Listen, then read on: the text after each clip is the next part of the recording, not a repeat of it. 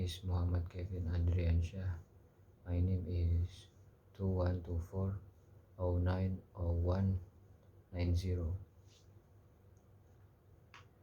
This is my task 12 about the unreal world.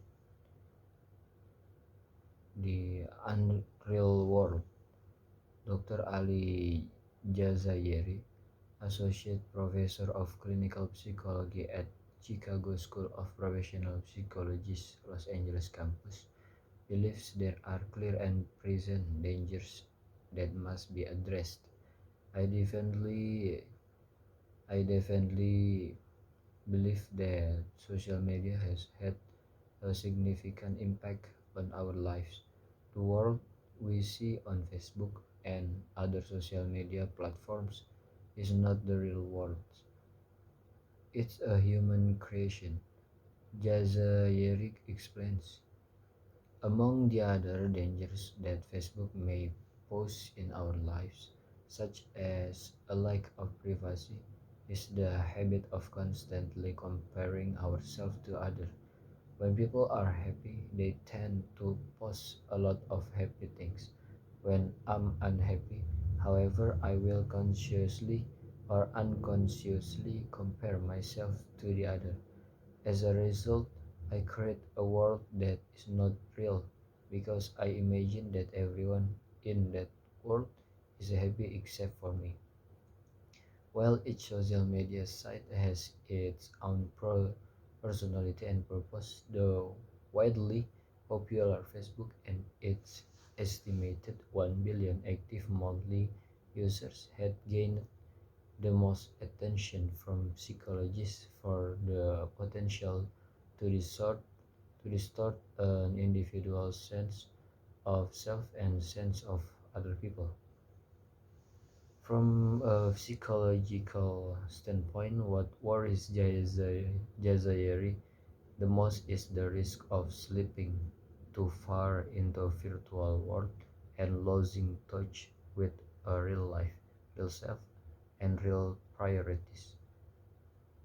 A 2011 clinical report on the impact of social media on children, adolescents, and families, published in Pediatrics Official Journal, Official Journal of the American Academy of Pediatrics, was one of the first out to raise the issues of Facebook depression among young people worried they were not accumulating enough friends or likes to their status updates.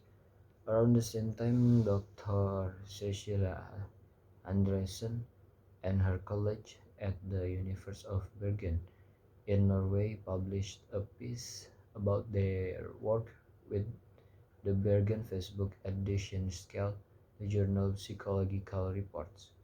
And this all came on the heels of somewhat controversial news that the American Psychiatric Association was considering the addition of internet addiction in an appendix to the Diagnostic and Statistical Manual of Mental Disorders, slated for release later this year. What concerns Jazayeri most, from a psychologist's perspective, is dangers of slipping too far into a virtual world and losing a sense of real life, real self, and real priorities. That's the point. Jazayeri worries that an overreliance on this virtual world that we create online is undermining all the progress human beings have made in addressing real life problems.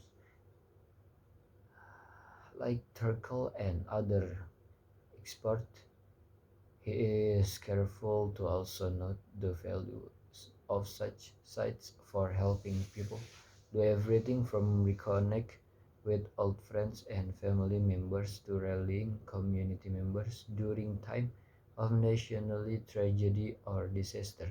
However, he believes we need limits, that as a society we need to be vigilant about taking time to unplug, to disconnect, and to reconnect with ourselves and our real lives, consciousness and collected. Dr. Eleazar Eusebio, an assistant professor in the Department of School Psychology at the CSPP Chicago campus, has been fascinated with the concept of virtual worlds and social media since the early chat rooms of the 1990s. Something I like to talk about a lot in psychotherapy are the various dimensions of consciousness. He says it can get really psychoanalytical if you are going to look at what kind of behavior people are putting out there. I have been studying Jungian analysis and I do find it interesting, especially when you look at personality types. As any Facebook user is aware, there are types among almost everyone's friends.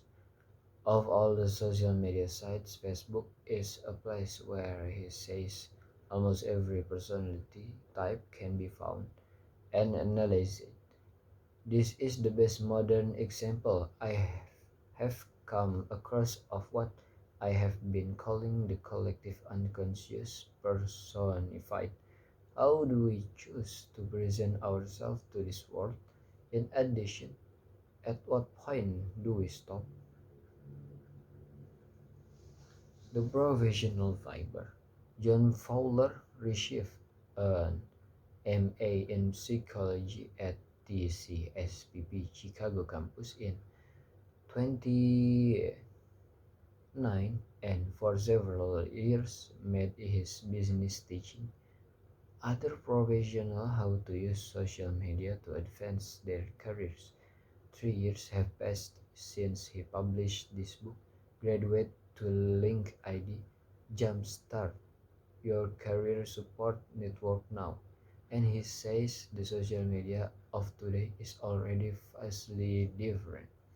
However, in a virtual world where everyone exaggerates and reality is always slightly distorted, the temptation to lie or stretch the truth is stronger than ever. Love in the time of social media. In all of the incarnation of manifestation of social media in our lives, one aspect that cannot be ignored, particularly when it comes to how we present ourselves and perceive others, is how the always on, must be perfect virtual world has changed our most intimate relationship. But what is often overlooked is how the surreal world of social media affects people who are already in domestic partnership, marriage, and other long-term partnership.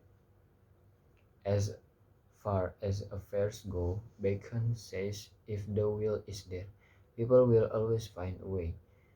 Most people these days have heard stories about how Facebook and other social media sites that offer opportunities to chat or flirt online have wrecked marriage. But Bacon says we shouldn't blame Facebook any more than we should blame our 24/7 depends on cell phones or other digital technologies. To disconnect or not disconnect. That disconnect that Bacon refers to is at the very heart of what Tarkle is chronicling in Together Alone. Teenagers avoid making telephone calls, fearful that they reveal too much. They would rather text than talk. Adults to choose keyboards over the human voice.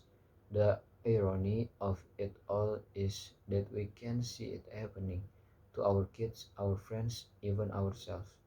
We know it's a problem, but we don't know how to stop it.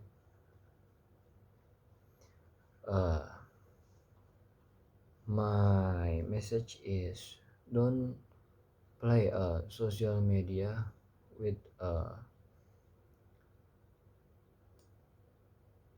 with much time because you can forget about your real life because you feel the social media is full of joy than your life.